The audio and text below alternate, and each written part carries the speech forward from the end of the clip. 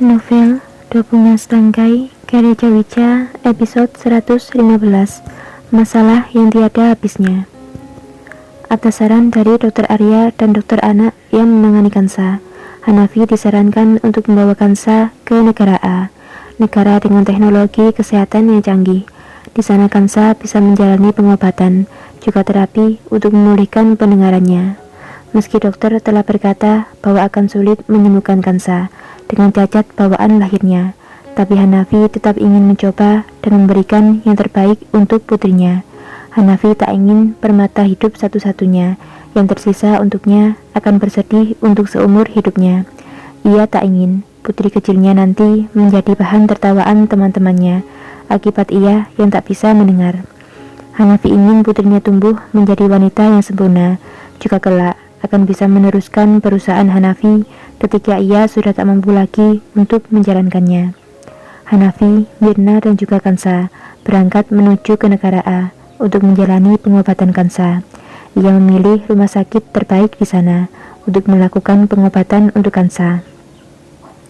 Mirna dan Kansa juga dua pengawal bertempat tinggal di sebuah villa yang sudah disewa Hanafi untuk sementara waktu ketika berada di sana. Villa itu berjarak cukup dekat dengan rumah sakit, tempat Kansa menjalani pengobatannya, sehingga memudahkannya untuk sering mengunjungi rumah sakitnya. Hanafi tak tinggal dan menemani Kansa di sana, karena dia juga harus bekerja di perusahaannya yang mulai mengalami penurunan.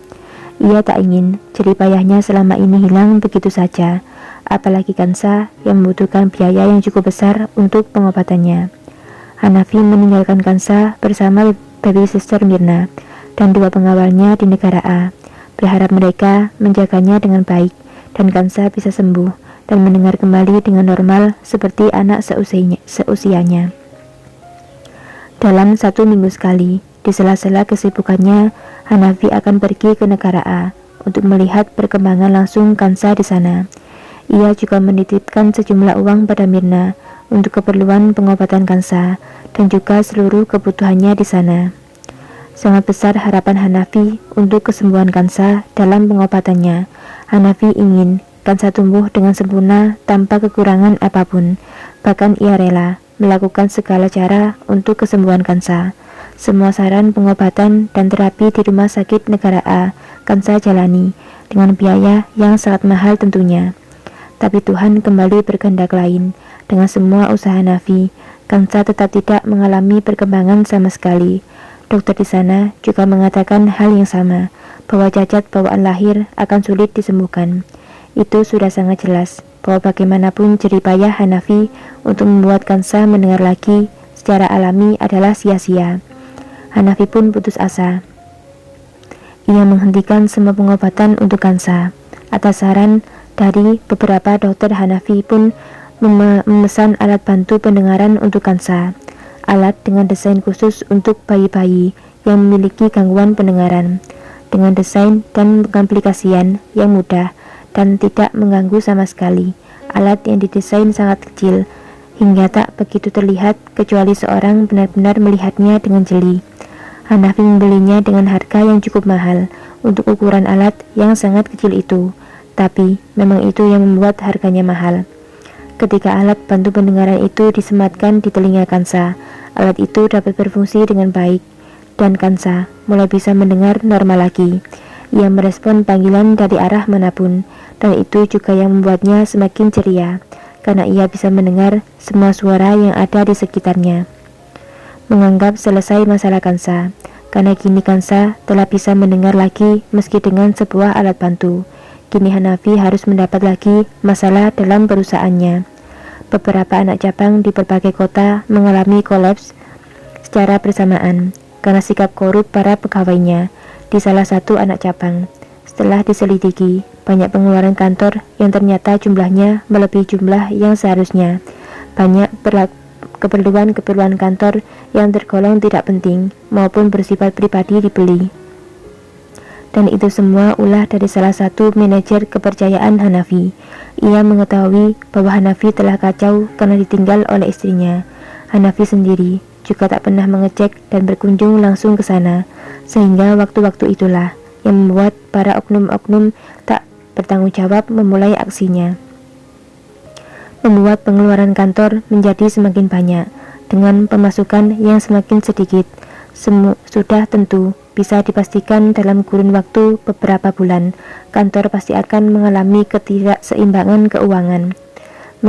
Manajer sebuah anak cabang juga telah meminjam uang di sejumlah bank untuk menutupi keuangan kantor, karena ia merasa kantor yang dipimpinnya sudah mulai di titik terendah.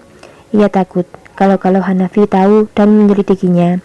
Ia pun meminjam uang dengan jumlah yang cukup besar.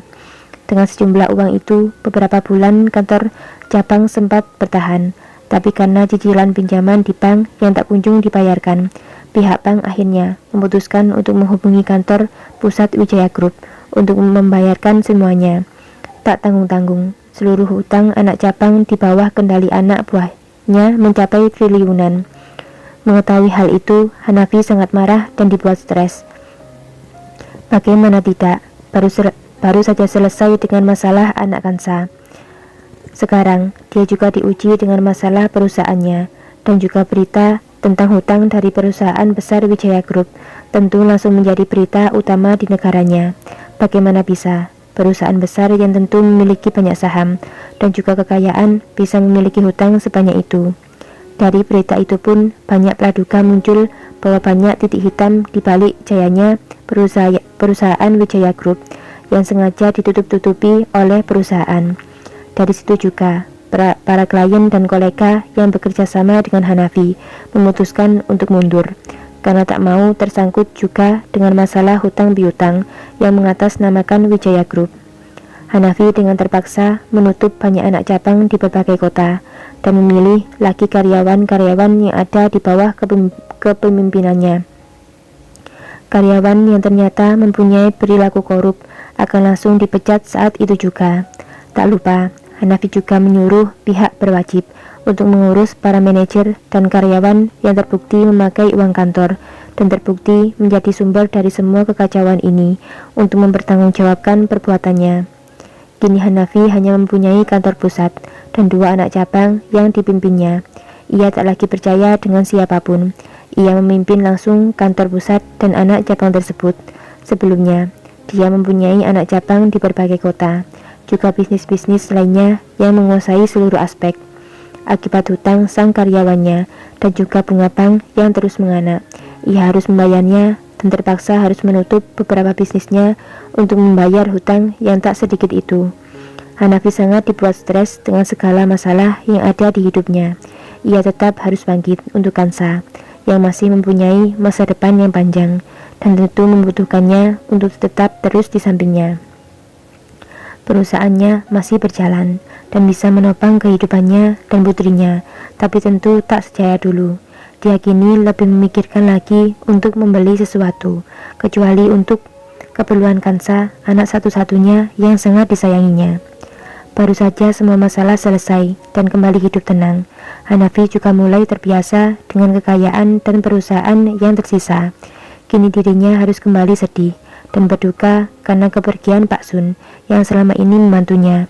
Bahkan Hanafi masih sempat meminta Pak Sun untuk ikut campur tangan saat terjadi masalah yang baru saja menyerang perusahaannya.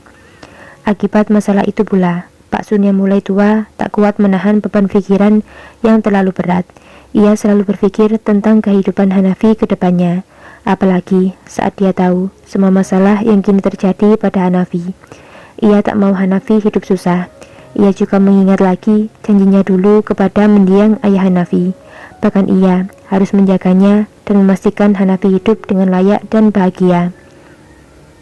Rasa bersalahnya kepada tuan besarnya, juga karena berbagai beban pikiran yang ada, membuat tubuhnya semakin lemah. Pak Sun mengalami serangan jantung tepat beberapa minggu setelah masalah dalam perusahaan Hanafi terselesaikan, dan itu membuat pukulan keras bagi Hanafi. Ia tak tahu lagi harus bergantung pada siapa, mengingat sedari dulu Pak Sun lah yang sudah banyak berjasa dalam kehidupan maupun perusahaannya. Bahkan ia sudah seperti orang tua untuk Hanafi karena selalu mengalirkan kasih sayang dan cinta yang hangat padanya. Mendengar berita yang dibawa oleh para pengawalnya, seketika badan Hanafi langsung melemas. Air matanya mengalir tak henti-hentinya. Ia meringkuk di samping sofa ruang tamu, mengeluarkan segala kesedihan yang dirasakannya. Bersambung.